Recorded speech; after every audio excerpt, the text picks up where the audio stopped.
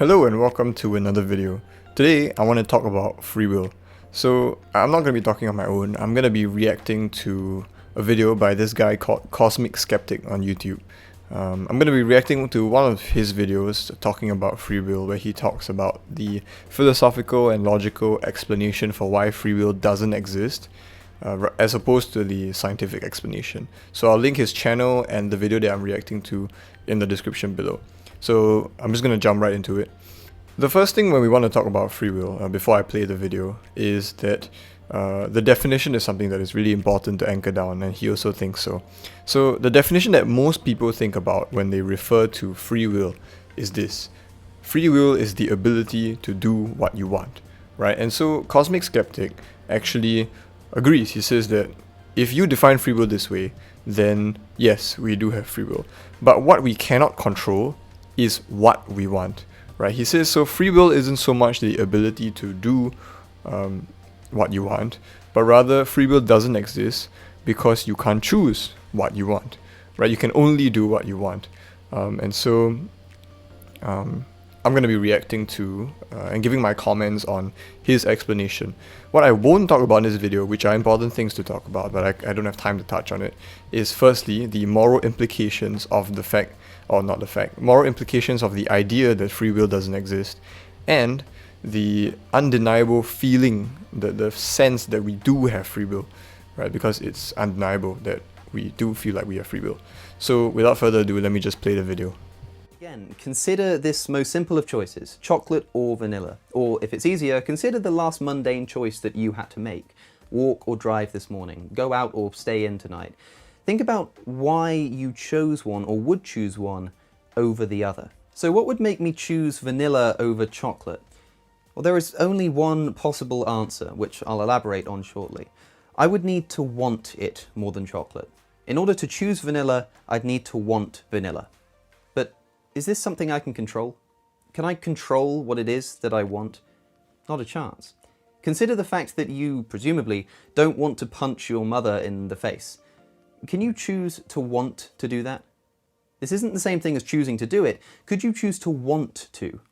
No. No more than I could choose to want vanilla over chocolate.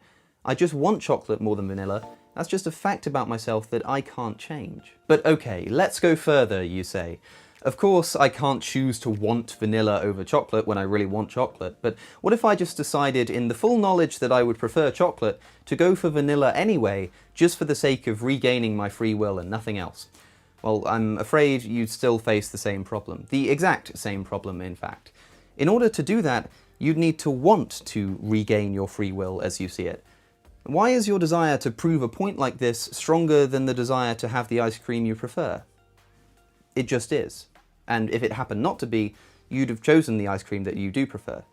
The key takeaway is this: you cannot determine your wants. Think of something you want. Try to not want it. Think of something you don't want and try to want it. It's not possible. And even if it were, in order to change a don't want into a want, you'd need to want it. And vice versa, to change a want into a don't want, you'd need to want to not want it. You simply can't control what you want. Now, that's one piece of the puzzle, and it may seem odd to leave it there, but just wait until we put them together. So I'll stop the video here just to interject a bit and to, I guess, summarize what he just said, which is essentially that you can't control what you want. His point is that you can't control what you want. And he asks you to consider the things in your life that you want, that you desire, and see if you can try and change it, right? And if your response is, well, I can just want to not want this thing, then he would point to the fact that this is a deeper level of want. There's some deeper reason why you want to want that, right? And so that deeper level you can't change either, which means that you can't control your wants, right? So yeah, let me just carry on. Okay, the next piece of the puzzle is to convince you of this fact, that there are only two reasons, none more in any circumstances, for which you will ever do anything. In fact, it's impossible for you to ever do anything for any reason other than one of these two. And those two reasons are because you want to or because you're forced to. Consider exercise. Consider going to the gym. Most people don't want to go to the gym, but they do it anyway. Surely this is an example of someone doing something freely and not because they want to or because they're forced to. Not really. Because there has to be a reason for going to the gym. And for most people, and for Arian, it's something like to stay healthy, to stay in shape, to live longer, whatever it may be. So we have to ask, again, the same fundamental question. Why is the desire to stay healthy stronger than the desire to go to the gym? It just is. Or maybe it isn't, and some people stay at home and eat junk food instead. For these people, why is the desire to sit around or to eat junk food stronger than the desire to be healthy? It just is. Again, remember, you can't control the strengths or objects of your desires. It's they that control you. So now, as promised, let's start putting this together. There are 2 reasons you will ever do anything, because you want to or because you're forced to. Of course, if you're forced to do something, then you're definitely not acting freely, and nobody would deny that, so that just leaves your wants. But, well, we've already concluded that you can't control your wants, so actions motivated by wants aren't really free either. So being forced to do something isn't free will, and wanting to do something isn't free will. But being forced or wanting to do something are the only reasons why you do anything. Hence, free will is conclusively an illusion. It's more accurate to say, rather than you can do whatever you want, that you can only do what you want. Of course that's true, we've already covered this. And it's not freedom to be told you can do anything as long as it's this. The takeaway from my video today to conclude this whole complicated and fearful affair should be this. Yes, you can do whatever you want. You just can't choose what it is that you want. And where's the freedom in that? Okay, so that's the end of the video. And the first thing I want to say is that I'm not making any judgment about whether I think this is right or not. Right? I simply just want to wrestle with the idea. And to be fair, when I first saw this video, when I first heard what he had to say, it really struck me. I don't necessarily believe that free will doesn't exist, but I'm not as confident that free will does anymore. And so I'm wrestling with the idea. But let me just bounce off some ideas based off what he said. So the first thing that I want to talk about is that there is a difference between wanting something and wanting to want something. Not only that, but there is a third level that I think, which is wanting to want something. Okay, you gotta bear with me on this first, okay? So what I think is that the first level of want is like your primal desires, your primal instincts to want to eat. Things that are maybe a bit more irrational that you desire or you don't desire, right? Like flavor of ice cream, for example. Like flavors that you like are just biological, I think. They're built into you, right? And so there is a difference between that level of want and wanting to want something. So wanting to want something is like knowing that there is something that is valuable, but at the moment you don't want it, right? So you want to want that thing, right? So you essentially you have like there's a split in your own psyche maybe, so you can kind of like command yourself to do something. So Cosmic Skeptic does acknowledge that if you want to want something, it's possible to change, right? So that's the first thing I want to point out. And then the third level, which is something that's pretty difficult to understand, and it's difficult for me to explain as well, but do bear with me. So the third level of want, I think, is essentially what the standard outside of you is, which is like the objective standard that is not part of your psyche. So one example is society, right? Or the Bible's rules, right? These are standards that are set that you don't have to decide whether they're right or wrong, right? And they are just there. So let's say the Bible says don't lie, right? So here are the 3 levels at play.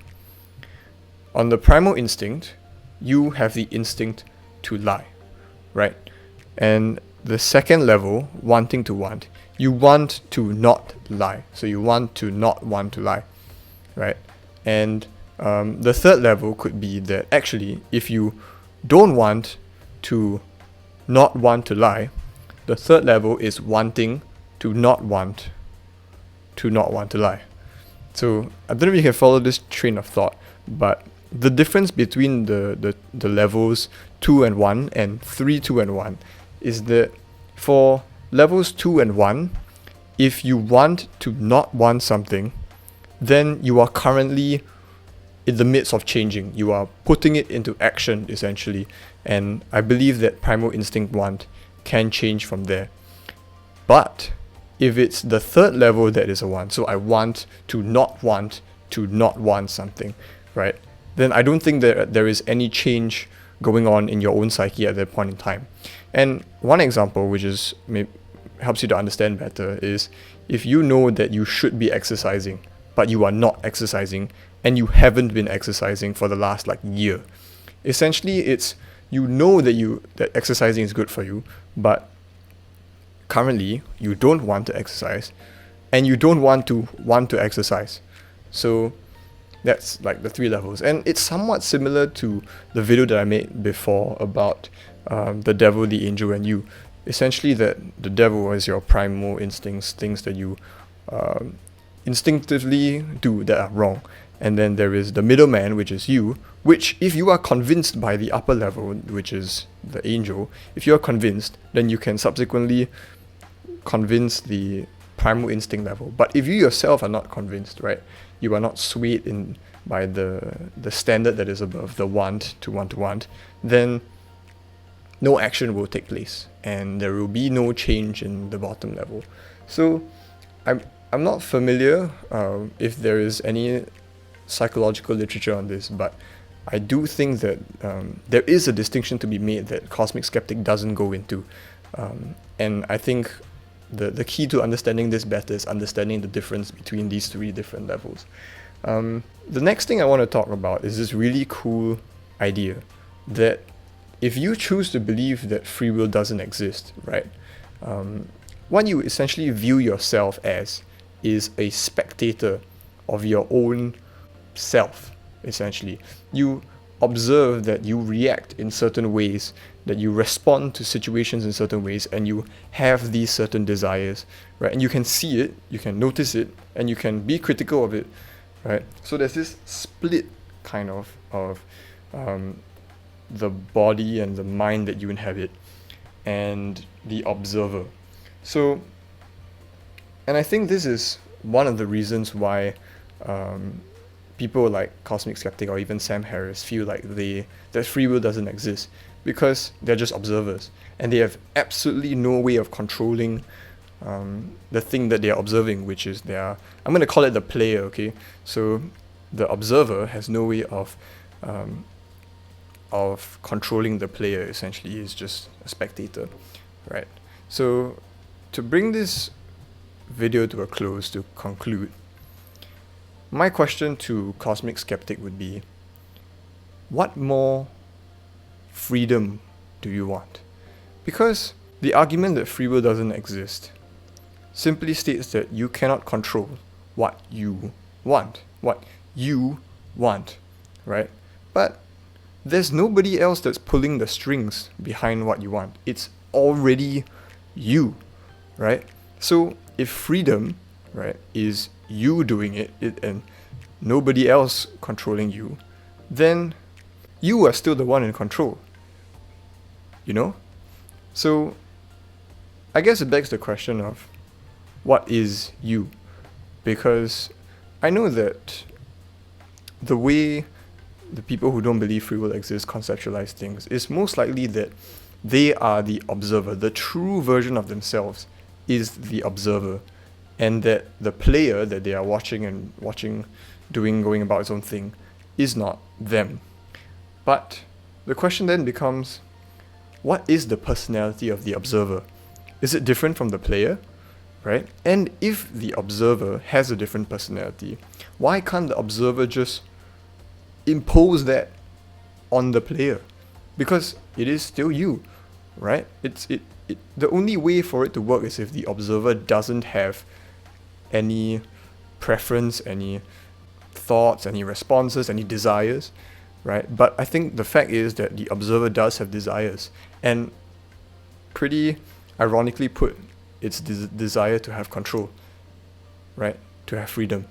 And so, yeah, I mean, I don't have an answer, but something strikes me about the fact that you can be an observer of yourself, and claim that I don't have control because I'm observing the player version of myself walk around. But it's still you. So, yeah. I guess that's all I have for today. If you have any thoughts on free will, do let me know. Any readings, I guess, that I can read up on. As for the scientific version, a scientific explanation for why free will doesn't exist, I'll go and read up a bit more. But in terms of philosophical arguments, yeah, those are my thoughts on it. So yeah, bye.